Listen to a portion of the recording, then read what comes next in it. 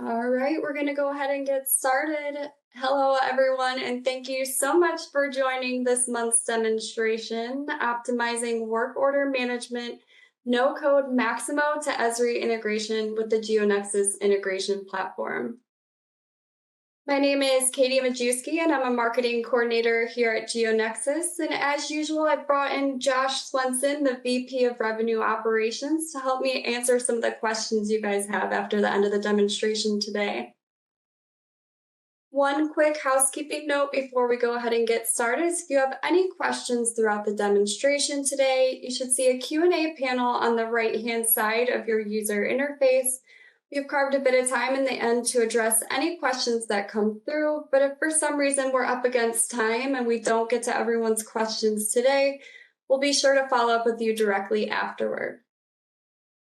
Today I'm going to be showing a recorded demonstration of Akshita, one of our senior software developers, walking you through how to connect your IBM Maximo and ArcGIS online systems together using the Geonexus Integration Platform's no-code connectors for Maximo and Esri. In this demonstration, we will showcase the bi-directional data synchronization between your systems with a focus on electric work order management processes. Before we dive into the demonstration today, I'm going to take a few minutes to set a quick foundation of who we are for those of you who may not be familiar with Geonexus. So Geonexus is a software company, and we redefine the previous custom code approach to integration by providing a fully supported, easy-to-use, proven platform for system integration with an easy-to-navigate user interface to simplify the configuration and management of your various enterprise systems. This allows integration to then become more of a mapping than a coding exercise for end users. There's really three main components to the Geonexus integration platform. The first I've already touched on lightly, which is simplified configuration. Within the platform, we provide an easy-to-navigate user interface that connects your enterprise systems with little to no code, allowing you to quickly set up your configuration. This streamlines maintenance and management throughout the entire lifetime of your integration. This also allows additions or modifications to be made on the fly with, again, little to no code required. The second is automated synchronization. So once the configuration is complete, we help you automate and schedule your synchronization on a specified task. If you have a system of record established already or would like to set one, we can also synchronize your data bidirectionally as well if you'd like, which we will show in the demonstration today. And then the last is active reporting, which actually I will also demonstrate in the demo today. So once you've configured your integration and you have your synchronization running on a schedule, we provide in-depth reports to show that everything has run as intended. Some of the benefits reporting can provide are detailed descriptions of any errors, orphans, discrepancies, and more that may have occurred during your synchronization. How we simplify your integration even further is through our library of connectors you can see on the screen below. Each one of these connectors understands the unique business logic of each system and are constantly upgraded to allow you to take advantage of the latest and greatest system features with no fears of software version lock or downtime.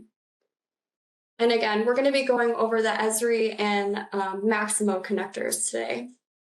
So now that you've heard a bit about Geonexus, we'll go ahead and dive right into the demonstration.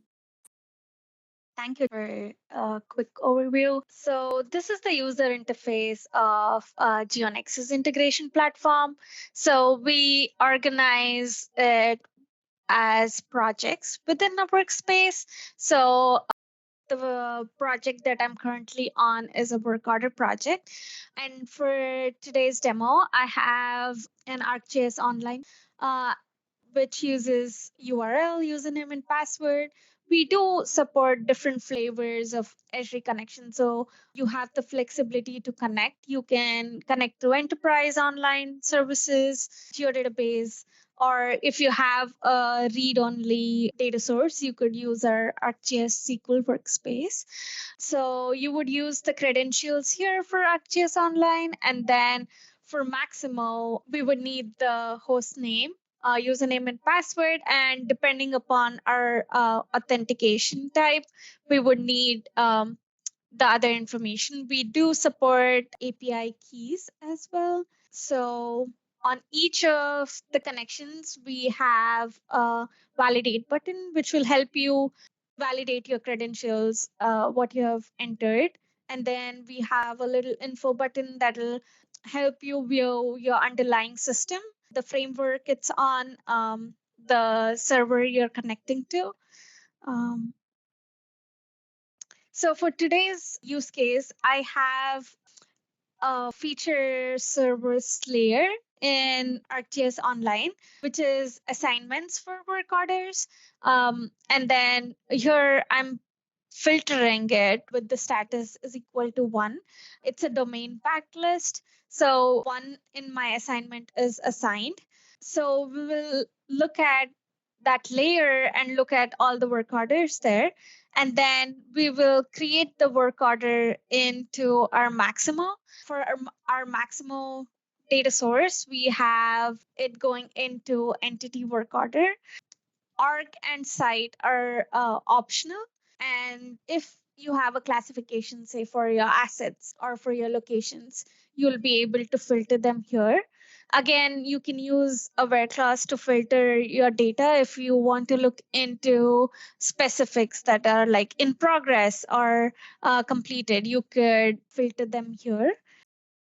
We have a similar functionality where we can go ahead and validate the configuration. And then I do have my mappings where we actually map all the source and target attributes. For my source, I have my Esri GIS source. So default is more like a constant for that particular data set. And then you can map any of the fields that are coming through from your GIS source to Maximo. So I have the dispatcher ID, due date, completion date, notes, and the location of the work order assignment going to the respective fields in Maximo. I have my updated rules where I'm updating the status. You can have all of them, or you can just have a couple of your updated rules, which would kick in after your comparison. And then we'll see that run through, and then we'll come back and make some changes to the work order and bring that back to GIS. So that's a simple workflow for our demo today. I'm going to start the demo, kick that off, and we can look at the information. So this is the map viewer, and this is the work order that has been newly created in GIS. So if you see the status, it is assigned. We'll go to Maximo and then look at the work orders.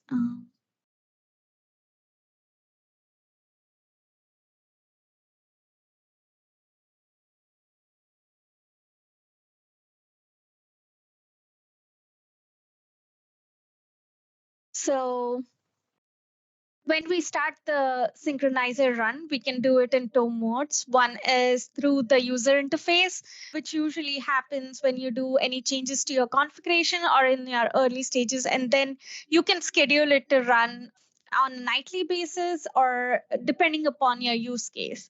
If you want to run it more frequently, you can run it every 15 minutes or hourly to synchronize your data between your systems. So this is more like a console view that will tell you that what was extracted from each site, if there were any creates and updates. And then we have report that is more like an complete document that will show us all the information.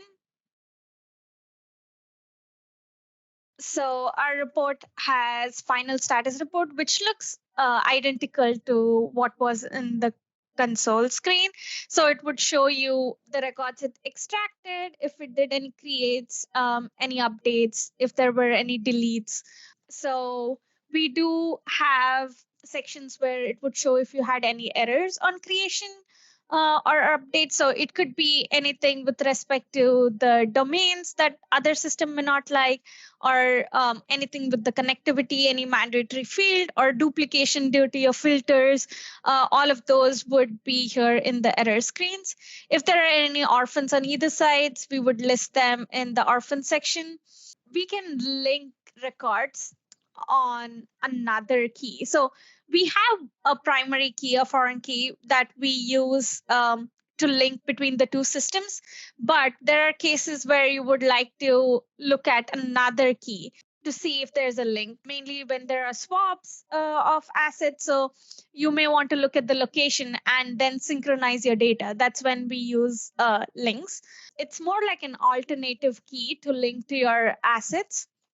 If you do not have a unique identifier, we can generate keys for which we have key generation. So our creates and update sections show you the details of what the record was created. So it'll have the information about these two are our filter that were in the data source that we had configured, and others come from the mapping. So all the information that was used for the creation of the record in Maximo would be recorded in our create section. Our update sections will have old and new values. I'll show that in a bit. And then if we have errors or any discrepancies, we would list them here. If you have duplicates in the systems, deletes, and any warnings would be listed here. So this is more like a complete view of what happened during that synchronization run. And we do have notification properties where you can set a group user email ID and password. So you could set up a email address here, your name of the notification, and then when it's on the scheduled run, you can send that report of the synchronization to a group of people, and you can choose if it is on errors, warning, failures, or all of them. So that is one of the features that a lot of our customers appreciate. So if you see in Maximo, this is the work order that we created from GIS. If you see, there's the location that it bought over, all the information there, and then target finish date, reported date. If I can get this to me open. Okay, it's okay. So we do have something called value list where you can do the domain translations. So here you can pull in your domains from one system to another, like you would pick a connection, and then you can use a SQL query to translate from here. You can auto populate using this dynamic value list from and to values, or if you have just a handful, you could add them manually in here. So then if we go to one of our mappings, here my status is default, but I could have a numeric value, and then I could use my value list for translation. So it will use the source value, look for that in the from value, and then look for its corresponding to value, and then do the translation here. So that is like a simple domain translation, or if you have like string, numeric to string, all of that. And then we do have something called calculated values, where you can do a little more complex translation. So you can do concatenation, you can add prefixes, suffixes to your fields. For individual fields, you can have prefixes, suffixes. You can pick, say, you have to say dispatcher ID, and then you want to concatenate it with another field, say creator, and then separate them with a hyphen or colon. So this value would be dispatcher ID hyphen creator, and you can feed that here with simple mapping. So you can use this, and then you can use it to go to one of the attributes or specifications in Maximo. So you can do that translation. If I go back here, we do have decimal transformations, and like you can round off, you can specify the decimal places, and then if it is a string, you can do trim, remove the white spaces, all of that here as well. So those are some of the transformations that you can make on your source data while feeding into your target. I thought of showing the other workflow. I don't think we have enough time, but I wanted to go to Maximo and bring it back to GIS. It's almost the same. And then I did have a little setup for our CIS and GIS just to talk through, but I don't think we have enough time. So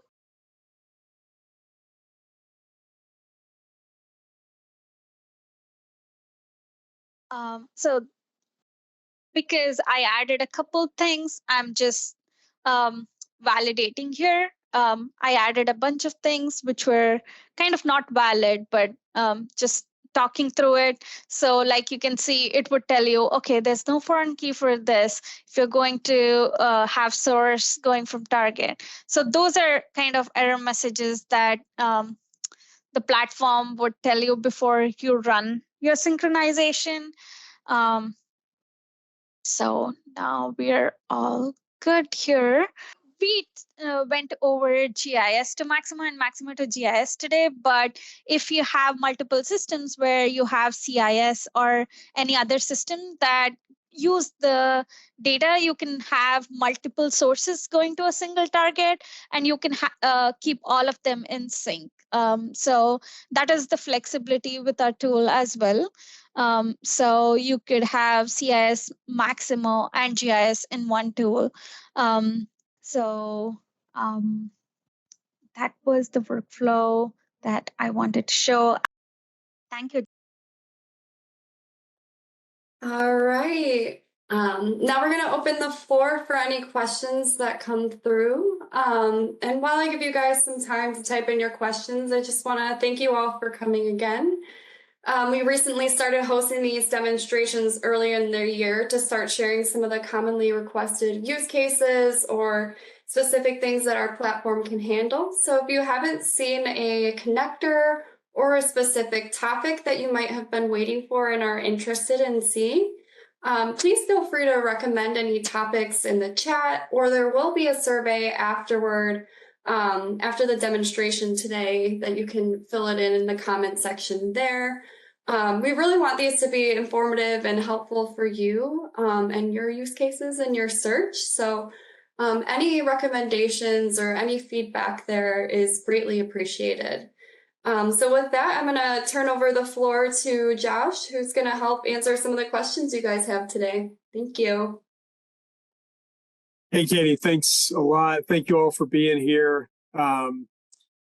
Couple of questions that are coming in. There's a question about, do we support work order attachments? The answer to that is yes. Nader, I hope that I'm pronouncing that properly. We can follow up with you individually through email as well, and dig a little bit deeper into your specific question, your specific use case, and give you a little bit more specific answer around how it is that we would handle that situation. Scott, there's a question from you that's a bit detailed around various job classifications. Thank you for that question. I'm going to take that one offline and follow up with you there. I'll get one of our implementation specialists to help me with that answer, but I did want to recognize that I see your question, and we'll follow up with you offline on that one. I think it's great. There's a question about what versions of Maximo and Esri is this tool available from? The quick answer is basically all of them, right? So one of the benefits of the Geonexus tool is really that, that we as an organization, through our software platform, through the Geonexus Integration Platform, are keeping up with the different versions or the different upgrades and versions of all of the different connectors we have, right? Maximo, Esri, SAP, Hexagon, the ABB products, Oracle products, right? And so we're keeping up with the advancements of those individual systems, and we're adding support for those advancements into the different productized connectors that we have. And so, we could get into the specifics of that, but we support to the current version of each of these platforms, Maximo and Esri, was where the question was asked. And we go back quite a ways, right, in terms of the platform that you're on. So I feel pretty comfortable in answering that we can support, pretty much anything there. And Rochelle, thank you for that question. If your system is really outdated, or you haven't upgraded in a long time, we might run into some issues there, but we support, the current versions and back quite a few years. So great question there. There's a question about a video feed into work order management. It's asking, could we connect video feed into work order management, real-time video feed on what work is going on? Any advice offered by supervisor and control room? We would have to see. That's kind of a not a common use case that we're asked about. So, Arga, thank you for that question. We'll follow up with you offline on that one and get a little bit more specific about the type of system. So, the short answer to your question there is we do have the capability. So for those of you that are familiar with the platform, we do have the ability to, connect through these productized connectors, and we have a lot of out-of-the-box functionality that supports, the systems that I just listed in the case of this conversation, Maximo and Esri. And then when you start to talk about other systems that are kind of outside of the library of connectors that we've created productized connectors for, we have created a REST API connector and an RDBMS connector. And based on the different systems that you're using, for other use cases that you would like to integrate into, we do have answers for that. So, in the terms of REST API, if a system that you're using that you're looking to integrate with, say, Maximo and Esri, has a REST API, and more specifically has some Swagger documentation around that REST API, we can work pretty quickly to connect or to build an integration between those systems. So that's the short answer. The long answer is, Argo, we'd have to dig into your specific system and understand, some of the tech specs there and how we would connect, but it's possible. So there's another one around SCADA data. Argo, again, same answer there. With some of these flexible connectors that we have, we do have the ability to, work with, some more robust or some expanded integration use cases. We have worked with customers in the past that are looking to connect SCADA data, so we could dig into your specific use case. And, I'm pretty confident that we could support that as well. Great number of questions today. Thank you all. We're getting quite a few in here. So could we provide a list of all connectors available? Dorothy, we can do that through email, so we'll follow up with you.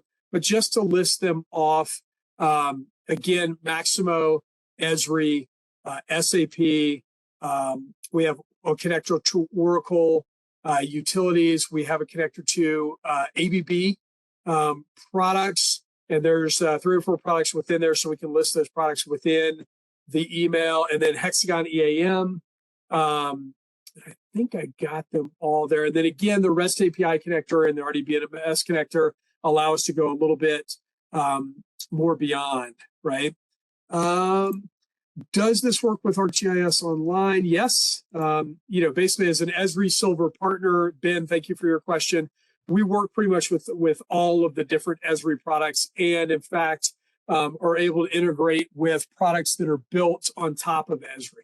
So if you have, some mobile applications you're working with that are built on top of Esri, we can work with those and integrate with those as well. So quite a few questions. A couple other ones. There's one other one that we got. Is this installed on-prem or in the cloud? Great question there. Geonexus is an on-prem solution itself. So the Geonexus Integration Platform is an on-prem solution. In terms of the systems that we can connect to, whether your system is on-prem or in the cloud, we're agnostic to that, right? So we can support any use case or the combination of those use cases, right? So one system that's on-prem, one system that's in the cloud, we can support there. So a great question there, but Geonexus itself is an on-prem solution. And I think that's it. Tanzina, I see your question about versions of Geonexus. I'll follow up with you offline. I don't understand the question fully, so we'll follow up offline and make sure that we get your question answered. So, Katie, I think that's it. I think we might have just set a record for the number of questions that we got at the end of one of these product demos. So thank you all that put in questions. We love having your questions. Outstanding stuff there. And Katie, I'll turn it back over to you to conclude. Yeah, awesome. Yeah, and thank you again, everyone, for all of your questions today. We really appreciate it. So I just really wanted to quickly close with just a quick announcement. So we do have 2 conferences that we're going to be attending coming up soon. So we're going to be attending the MUG conference in Rochester, New York at the end of the month, which is really quickly coming up here. We're still waiting on our booth number assignment, and we'll be sure to include you in our promotional emails the moment we find out. But we will be there. Lindsay and myself will be attending. So if you'd like to stop by and hear more about the platform, we'd love to talk with you. And then we'll also be attending the Esri IMGIS conference in Palm Springs in about mid-October. And we'll be exhibiting in booth 201 there. So if you're attending either of these events and would like to connect with us, please let us know, and we'd love to set up a time to meet with you or just chat in the networking events. So I'm going to put it over to our emails, and if there's any additional questions that you might have, any feedback on a recommendation for topics for these monthly demos, or would like to just schedule a time to meet with us at one of the upcoming conferences, feel free to reach out to myself or Josh that you could see on the right-hand side of the screen here. Again, there will be a survey after the demonstration if you prefer to write any of your questions or topic suggestions there. But with that, I will sign off, and I hope everyone has a great rest of your day, and we'll see you next month for our near real-time demo. Thanks again.